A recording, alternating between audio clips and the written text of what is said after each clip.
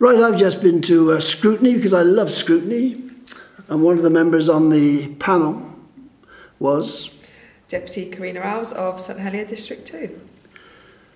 In brief terms, what did you make of that?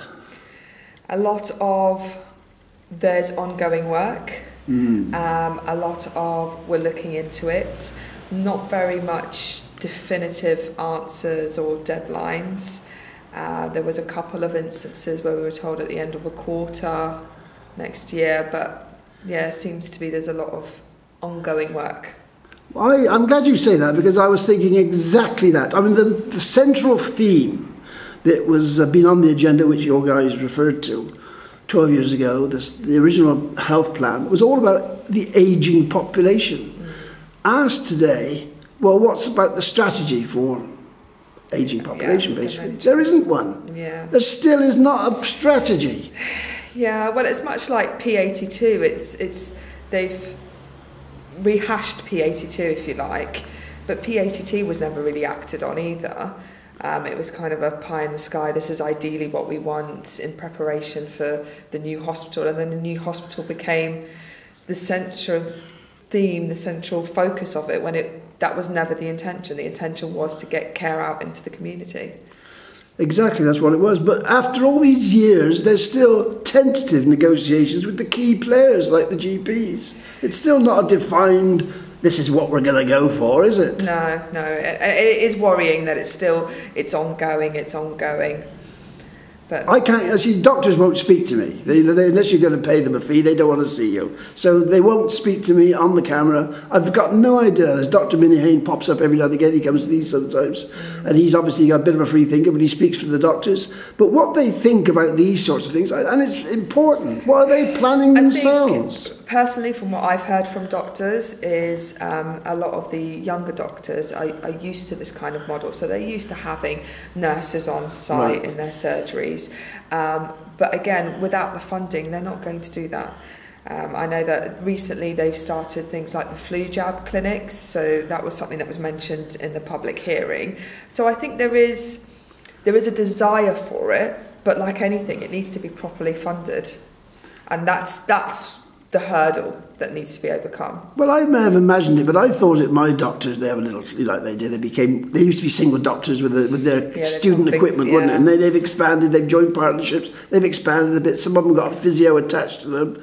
And I was sure, I went to see my doctor some years ago, and I was sure he had a nurse practitioner working with him for certain things. Blood tests. Oh, you go and see the nurse practitioner. Charge extra 15 quid, but nevertheless, that's what you do. I don't think that's available now. I don't think that doctor hasn't got. So if they've been experimenting with those, I get the feeling maybe some of them have packed that in already. I haven't actually seen that in practice myself. I didn't realise that there was doctors that already had that. I had heard it being spoken about for years, probably about 7 or 8 years, because I used to help out at a doctor's surgery every now and again. But I didn't realise it was actually doctor surgeries that were already doing that. But again, if they're charging a nurse, for example, £15, well, that's the same for seeing a GP. Surely there should be. Yeah, but you see the doctor first, pay you 40 quid, then he refers you to have your blood test. So, you know, I walked out the doctor the other day, it was 74 quid. He did a blood test. Gosh, you know, I'm a pensioner. Yeah. So if that applies across the board, you know. And there's massive discrepancies from GP to GP as well. I mean, I know some GPs who charge to do an X-ray referral, for example, and I know other GPs which don't. And historically, there used to be a rebate from the Social Security Department for doing things like referrals, which has been taken away now.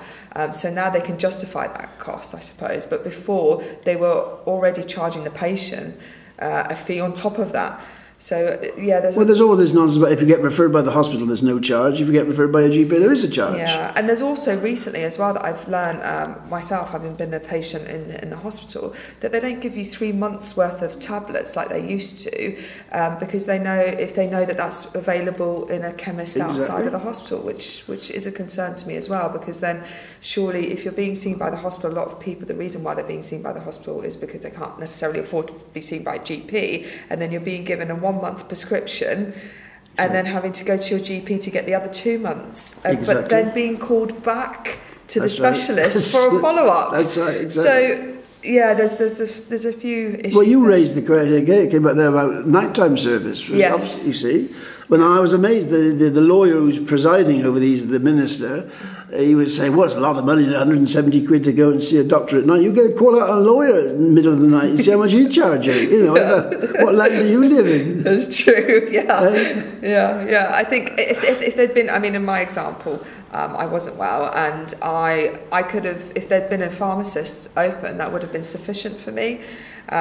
Robert's garage was open till 1 o'clock in the morning, so I woke up my husband, much to his dismay, and sent him to Robert's garage. But they didn't have what I needed, so I ended up having to do what they call JDoc on the phone. Luckily, he just gave me telephone advice and said, you know. Well, you talk about they were talking about pharmacists, because they've been talking about pharmacists doing simple diagnosis for years. I went to the chemist yesterday, got a prescription, and they got a sort of a cupboard in the corner of the chemist. It's a chain chemist. Speak to your doctor. Speak to our doctor here. Yes, so I said, does that system work? They said, well, not really. It's only for the UK. Really, it's all written up there. This is Jersey. They've got all the cupboard already written up for it to consult with the medical. Of course, it's attached to a doctor's surgery, which is doubly ironic. Okay. So you come out of the doctor and you go into the chemist, and then you can still have a consultation. You can't because the system doesn't work. Yeah. But what they're saying today, that system ought to work. You ought to be able to go into your pharmacist and get simple advice. Yeah, I think. Or not so simple, in fact. Yeah, I think part of the problem is that maybe they didn't have that prescribing power. So I know, for example, that I've seen that room used by people when I've gone into Boots, for example, and they've used it just to speak to the chemist for general flu advice or vaccination advice as well, that the chemist can give. But again, they can't prescribe the vaccine because you have to go to your GP. It was travel advice.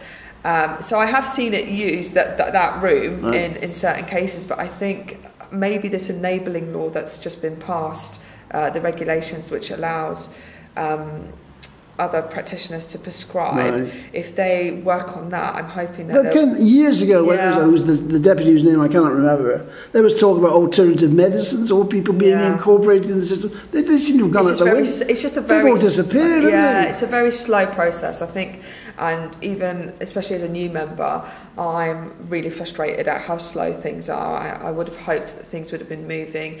I'm glad that they've taken on board our mental health report, and actually now they have, for example, a living listening lounge. Well, I've flagged up, so is that an accessible facility? It's only short term, it's not long term. But I said, well, I'll do an access audit on it if you like. But people who've got disabilities, are they going to be able to open the door, get in, climb a step? They're going to go in, they're going to have a hearing loop. Are they going to have all these things? Yeah, are they going to have accessible toilets? There's no point in opening the place if it's not accessible to everybody. Yeah, that's a very good point, you see, actually. Nothing should be open for the public these days unless it's been audited from an access point of view. Because it's got to be suitable for everybody. Has anybody done it? I don't know. Is the answer probably not? Actually, I don't know. Honestly, I hadn't thought of it myself. But I'll probably pop in now and I'll have those things in mind. You'll save me getting a punch on the nose because they say, what do you want? That's usually, I go and ask these questions in these places. They don't like it. Yeah. Because but you're right. You're absolutely right. And I think, that is something that definitely needs to be looked at.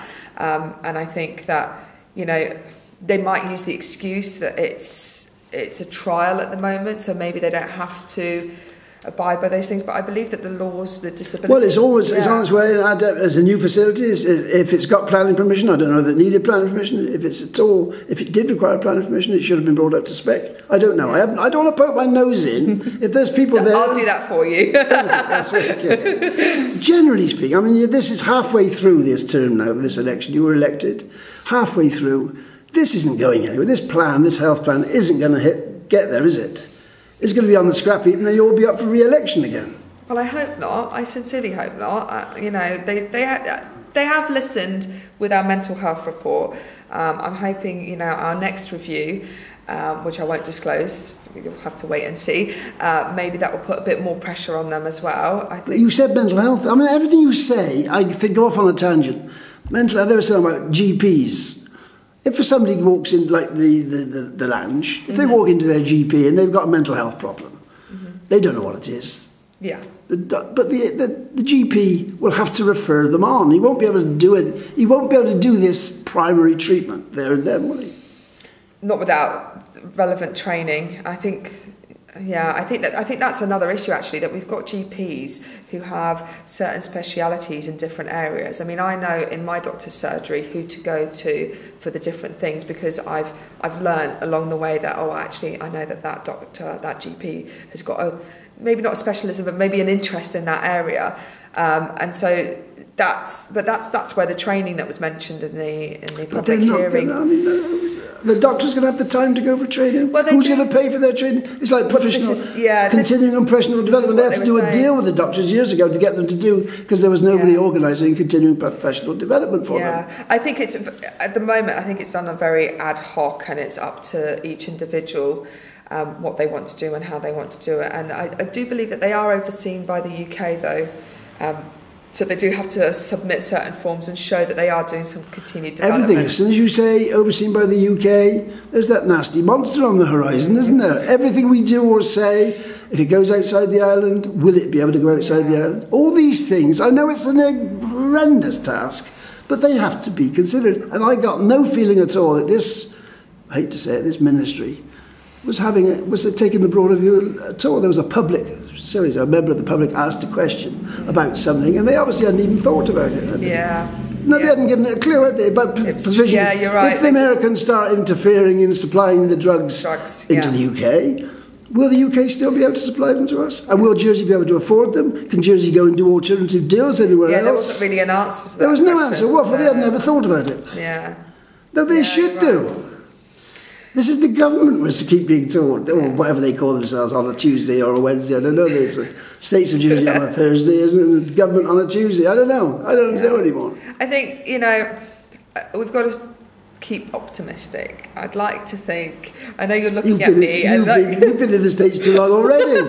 No, we have to be, I hope that things will materialise, let's just say. And I maybe, maybe we will get to the end of the term and all of these things won't be in place, but I think we can't lose hope, Mike. That's something. Okay, give me some optimism. I'm really missing the pantomime, the travelling pantomime around the parishes. When's that coming back, the electoral reform? So we're currently having some work done with For Insight. They've done some focus groups. What's For Insight? They're a market research company. Right. So they've done some focus groups where they've taken a cross-section of the population, had them in doing some discussions. It was so I've been behind the one-way mirror watching that. It's been quite insightful what people really think of us. Oh, you're the data protection officer. I want to speak with you then. So obviously I can't share anything until that's released. And there'll be a survey released as well, which will be live for 3 weeks. And then hopefully with all of that evidence, real evidence, people's opinions, people's views, we'll be able to relodge in the new year. With a plan to the future, how many decades into the future are we looking for reform on election, getting... I mean, things like the bailiff, I don't suppose you're even touching that, are you? No. We're just looking at the composition of the districts and things like that at the How moment. to retire the constables? Is that a feature? It let's just say it might not change very much from what's already been proposed. Any changes that will be made based on the evidence that we'll get from the For Insight research. And I've recently been made chair of the education strategy to look at promoting political engagement and getting that into schools, because I think that's, when we're talking about voter apathy, a lot of it lies with the lack of education that there is out there, the lack of information, the lack of awareness. And we need to start with the kids. If we don't start with the kids, it will never... Well, I was absolutely amazed that Channel TV actually did an interview in the street some months ago, asking people, and most of the people were in their late 30s, I would say, what does the bailiff do? Yeah. Nobody knew what the bailiff did. I saw one, I think she was in her 20s, that I actually taught, and they asked her, do you know what the Chief Minister is? And she didn't know. And I thought, well, that just says it all, really, doesn't it? There's no point about discussing electoral reform if that's a general view. And it is a general, and I don't blame them, because the population is now such a mixed population. You've got outside influences in your family.